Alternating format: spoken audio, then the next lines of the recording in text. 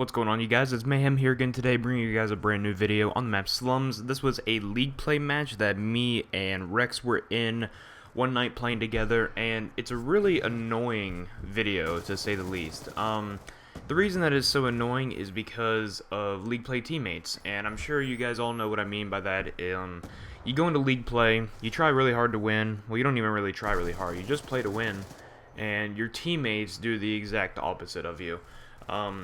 I had a teammate in this video, the gamer tag NUSX, N-U-S-X, just sniping for the entire time. Right here you see him in double D's just sniping. And I watched this back in theater from our teammates' perspective, and it's just obvious that they weren't the best. And I'm not trying to say that we're the best, but I thought the whole thing about league play was skill-based matchmaking, and our teammates are not skill-based matchmaking. They were both, I believe, really low division platinum, and I know that rank doesn't really mean a whole lot, but whenever I go into a league play game and I see 4 masters on the other team and then my team has 2 platinums, I'm just kind of like, well, why? What made the skill-based matchmaking give me 2 platinums and the other team 4 masters? And that always just kind of confuses me. I don't know if it confuses you guys as well, but it definitely confuzzles me a little bit. But the end stats of this game, myself, I go 38 and 23. Rex goes, I believe, 33 and 28. And then our teammates combined for a total of 30 kills. Also not combined for a total of, 71 kills? And our teammates only combined for 30. So, it's pretty annoying, to say the least. To go into a league play, like I said before, and you try and, it's just practice. Like I said before, for me, I don't really care a whole lot, but it is very annoying. It is very frustrating to try and, win a game, and you just can't. Because that's all I really care about ever is the W. That's all I really ever care about, is winning. And, to go into a game where your league play teammates literally just carry you down and just hold you down from winning, it's very frustrating. But I actually talked to the enemy team. I talked to one of their players because I sent him a message saying, you were a pretty good anchor, you played really smart, I want you to try out for our team.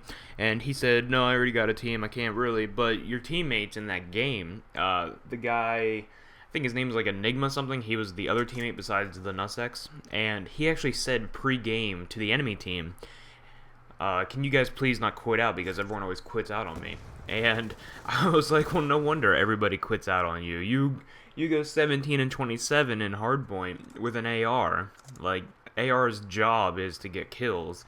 Like, that's what they're there for. You're there to get long-range kills on sub-players that can't outgun you.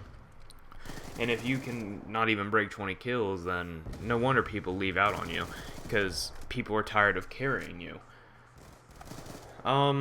I want to talk a little bit about sniping in general in league play. Sniping in Search and Destroy is by far really good to do. Like I said in a video before, it's about getting a pick. In Search and Destroy, if you can get a pick off the enemy players, then all you have to do is just group up and just trade kills for the rest of the game, and then you win every single time. The sniper's there to get a pick. Now, whenever people use it in like Hardpoint and Capture the Flag and stuff, it's a different story. You cannot do as well as you cannot do as well with a sniper rifle as you could with an AR or a light machine gun or a sub. It's just plain and simple. I think I'd rather my teammate use a shotgun than a sniper rifle, because at least with a shotgun he would be trying to play the hill.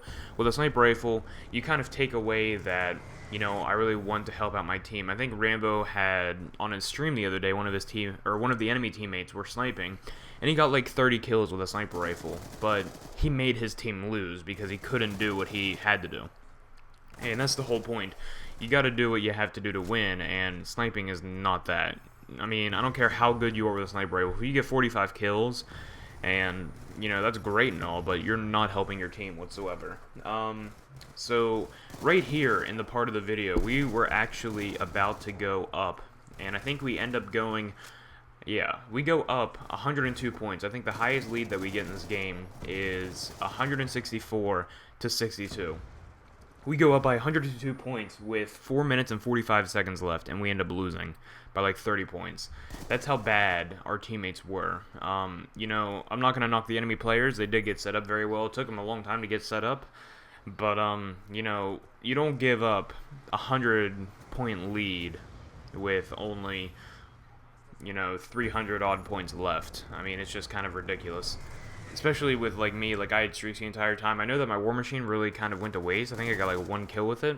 Everyone was running Flat Jacket, and I just suck with the War Machine. This is, like, one of my first times ever using it since the Sentry Gun was banned in, the Gfinity rule set, and I think they're going to use the Gfinity rule set for UMG Atlanta, so everybody's playing without a Sentry Gun, and I think it's a really good idea, too.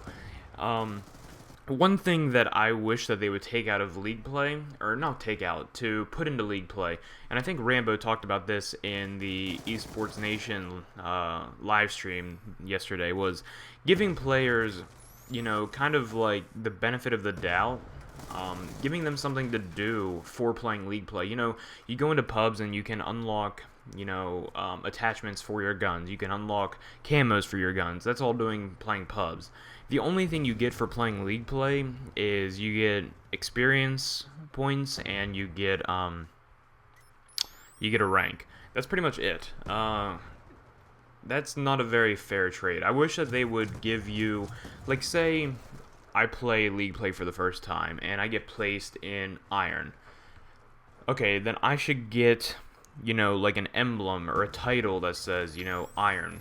And I could be able to use that in pubs, or I could be able to use that during League Play.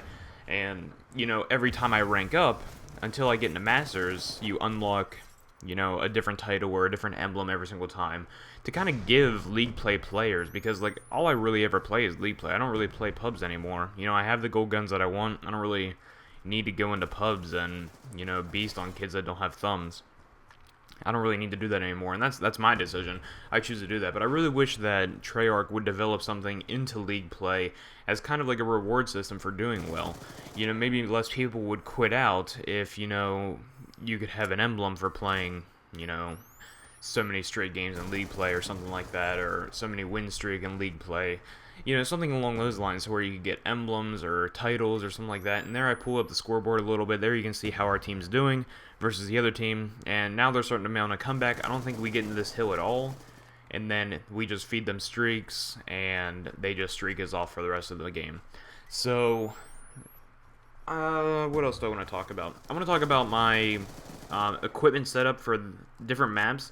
I know that I set up, you know, kind of like a general class setup video for Hardpoint, for Capture the Flag, but it actually differs depending on the map. And, you know, for MLG events and stuff, they have time before each and every map to make 5 new classes, and, you know, that's what I have in League Play. I have 8 different classes, all for different situations. I have a custom class set just for slums. I have a custom class set just for standoff, for raid, for Yemen, and then I have them for the search and destroy on standoff, meltdown, raid, and what's the last one? I forget the last one. Standoff, raid, meltdown, and there's a 4th one, but I totally forget. But, you know, I have different class sets for every single situation, and for slums, I will choose, you know, quick draw and long barrel on my MSMC versus, you know, laser sight, because on slums there's a lot of long lines of sight, and I know a lot of people don't see the benefit of long barrel, but it increases your accuracy by 15%, and that's huge, because submachine guns don't exactly have the longest range, so even increasing it by 15%, you're giving yourself more 3-shot kills than before. And with the long lines of sight, like this street right here on the police car street, if I'm battling on here and I don't have long barrel, then I'm not going to be able to beat an AR. But if I do have long barrel, then I can beat that AR. And, you know, a map like Standoff, I'll run a laser sight, or even like a Scorpion or something. I'll even change my gun choice based on the map. And that's the whole point. On Raid, I'll run long barrel because, again, there's a long lines of sight. On Yemen, I'll run long barrel because of the long lines of sight, even though I think running a sub on Yemen is way more beneficial than an AR. I think I told my teammates this. I think we should run 2 subs and 2 ARs on that map, because even though Yemen is a huge map, all of the hard points are very close quarters, so you can actually win with the sub instead of the AR, and that's a really good deal. But there's the final stats. Our teammate actually rage quit after going 17 and 27, and then there's our other teammate going 13 and 30. So yeah, hope you guys enjoyed the video. I'll talk to you guys later, and peace.